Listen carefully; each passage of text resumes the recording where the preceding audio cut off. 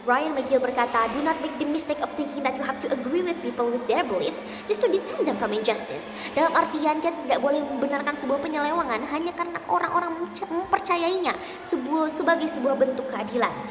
Assalamualaikum warahmatullahi wabarakatuh. Salam sejahtera bagi kita semua. Shalom Om Swastiastu, Namo Buddhaya, dan salam kebajikan.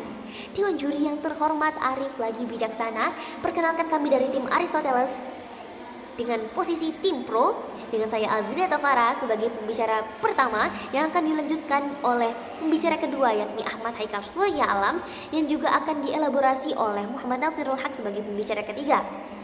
Dewan juri yang terhormat, kami sebagai tim pro menegaskan dengan tegas, lugas, dan penuh keyakinan bahwa kami mendukung mosi pada perdebatan kali ini, yakni pernikahan beda agama usai diterbitkannya SEMA nomor 2 tahun 2023. Karena bagaimanapun Dewan juri, pernikahan ini diciptakan untuk menciptakan ikatan lahir batin antara seorang laki-laki dan seorang perempuan yang bersifat harmonis dan kekal sesuai dengan ketuhanan yang Maha Esa. Dengan artian bahwa fenomena yang sering kita temui tentang pernikahan beda agama akhir-akhir ini sudah menyalahi sila ketuhanan yang Maha Esa itu sendiri, Dewan juri yang terhormat. Adapun 3 tujuan penting kami dalam mendukung mosi kali ini adalah: pertama, kami ingin menciptakan kestabilitasan dalam kehidupan berkeluarga, yang dimana jika pasangan memiliki keyakinan yang sama, mereka juga tidak akan mengalami friksi dalam sebuah jalinan rumah tangga. Yang kedua, kami juga mempertimbangkan alasan futuristik bagi keturunan mereka ke depannya, yang tentunya mereka tidak akan mengalami yang namanya krisis identity karena mereka nantinya akan bingung terkait tentang keyakinan apa yang akan mereka pilih di masa yang akan datang, Dewan juri yang terhormat. Dan yang alasan terakhir adalah karena kami ingin menciptakan perdamaian antara dua golongan kelompok agama yang berlainan, yang tentunya kami yakini dengan adanya pernikahan beda agama itu akan menyebabkan konflik antar golongan dan beberapa kelompok tertentu, Dewan juri yang terhormat. Sekian dari saya. Assalamualaikum warahmatullahi wabarakatuh. Dewan juri yang terhormat, audiensi yang berbahagia, izinkan saya memperkenalkan nama saya Ahmad Haikal Surya Alam sebagai pembicara 2 dari kelompok Aristoteles. Di sini saya akan menyampaikan landasan teori yang memperkuat argumen kami berdasarkan putusan SEMA nomor 2 tahun 2023 dan pasal 2 ayat 1 serta pasal 8 huruf F Undang-Undang nomor 1 tahun 1974 tentang perkawinan. Penting untuk memahami konteks hukum yang diatur. Pasal 2 ayat 1 menyatakan bahwa perkawinan adalah sah apabila dilakukan menurut hukum masing-masing agama dan kepercayaannya. Legitimasi perkawinan sangat bergantung pada norma-norma agama. Sementara itu, pasal 8 huruf F menegaskan bahwa perkawinan dapat dibatalkan jika salah satu pihak tidak memenuhi syarat yang ditentukan. Menilik putusan SEMA nomor 2 tahun 2023 dapat digunakan untuk memperkuat pemahaman tentang penerapan hukum perkawinan dalam kasus-kasus tertentu, menggambarkan bagaimana prinsip keadilan dan perlindungan hak-hak individu ditegakkan dalam konteks perkawinan. Ke dalam putusan ini kita dapat melihat bagaimana interpretasi hukum berperan dalam mengatasi permasalahan yang muncul dalam praktik perkawinan. Hukum positif di Indonesia telah memberikan payung hukum mengenai perkawinan yang terwujud dalam eksistensi Undang-Undang Nomor 1 Tahun 1974 tentang perkawinan, Peraturan Pemerintah Nomor 9 Tahun 1975 Pasal 2 Ayat 1, Undang-Undang Nomor 1 Tahun 1974 tentang perkawinan telah jelas mengatur bahwa perkawinan adalah sah apabila dilakukan menurut hukum masing-masing agama dan kepercayaan itu. Hal ini berarti suatu perkawinan dapat dikategorikan perkawinan yang sah apabila dilakukan menurut hukum masing-masing agama dan kepercayaan pasangan yang melakukan perkawinan tersebut. Dengan demikian, penentuan boleh tidaknya perkawinan tergantung pada ketentuan agama, karena landasan hukum agama dalam melaksanakan perkawinan merupakan hal yang sangat penting dalam Undang-Undang Nomor 1 Tahun 1974. Apabila hukum agama menyatakan suatu perkawinan tidak sah, begitu pula menurut hukum negara perkawinan tersebut juga tidak sah.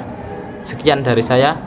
Sosiolog UI Dr. Ida Ruwaida mengatakan perkawinan beda agama sering menghadapi tantangan dalam hal penerimaan sosial, terutama dari keluarga dan komunitas masing-masing pasangan. Assalamualaikum warahmatullahi wabarakatuh. Dewan juri yang bijaksana dan arif serta audiens yang berbahagia, izinkan saya memperkenalkan diri. Nama saya Muhammad Nasirul Haq. Saya dari tim Aristoteles. Saya di sini sebagai pembicara ketiga yang pro dengan mosi kita pada hari ini. Landasan sosiologis.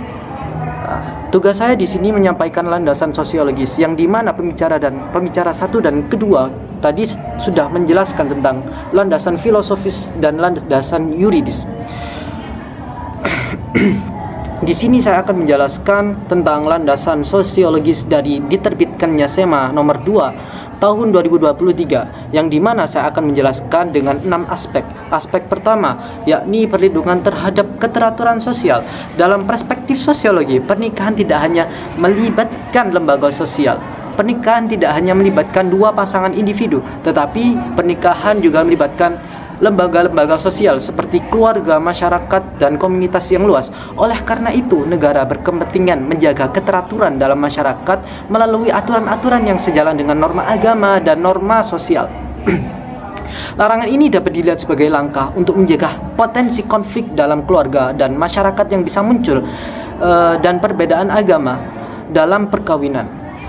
Aspek yang kedua yakni pencegahan konflik sosial dan keluarga. Perkawinan beda agama seringkali menimbulkan tantangan serius dalam kehidupan rumah tangga. Perbedaan praktik ibadah, pendidikan anak, serta nilai-nilai yang dianut bisa menjadi sumber-sumber konflik yang berkepanjangan, tidak hanya antara pasangan tetapi antara keluarga besar. Larangan ini mencegah terjadinya ketegangan sosial yang dapat mengganggu keharmonisan keluarga dan komunitas. Dan aspek yang ketiga yakni penegakan norma agama yang dipegang oleh masyarakat. Sebagai negara yang masyarakatnya mayoritas beragama, aturan hukum yang berkaitan dengan perkawinan harus mempertimbangkan norma-norma agama seperti yang saya sebutkan tadi.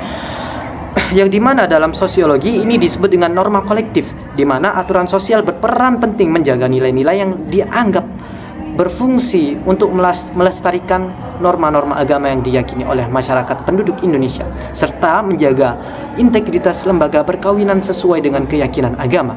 Aspek keempat yakni stabilitas sosial dan kohesi masyarakat. Sosiologi mengajarkan bahwa kohesi sosial atau ikatan sosial yang kuat di antara anggota masyarakat sangat penting untuk menjaga stabilitas. Kohesi ini bisa terganggu apabila ada praktik-praktik sosial yang bertentangan dengan norma-norma sosial ataupun agama, termasuk perkawinan beda agama ini. Yang dalam konteks Indonesia seringkali tidak diterima secara luas oleh masyarakat. Dengan adanya aturan ini, aturan yang melarang perkawinan beda agama, negara berusaha menjaga stabilitas negara. Negara berusaha menjaga posisi negara berusaha menjaga stabilitas sosial dan mengurangi potensi perpecahan yang mungkin timbul akibat perkawinan perbedaan agama. Lalu aspek yang kelima yakni minimalkan potensi marginalisasi dan diskriminasi dalam masyarakat yang cenderung berpegang pada norma-norma agama yang ketat. Pasangan beda agama seringkali menghadapi marginalisasi sosial. Mereka dapat dijauhi oleh komunitas dan anak-anak yang lahir dari perkawinan mereka beresiko merasakan kebingungan identitas agama ataupun bahkan diskriminasi sosial. Larangan ini secara tidak langsung berfungsi sebagai bentuk perlindungan sosial karena negara mencegah situasi di mana individu atau keluarga akan terisolasi ataupun terpinggirkan oleh masyarakat karena perbedaan agama dalam perkawinan yang saya sebutkan tadi. Lalu dalam aspek yang keenam, menjaga identitas sosial dan budaya. Identitas sosial dalam masyarakat Indonesia sangat erat kaitannya dengan agama.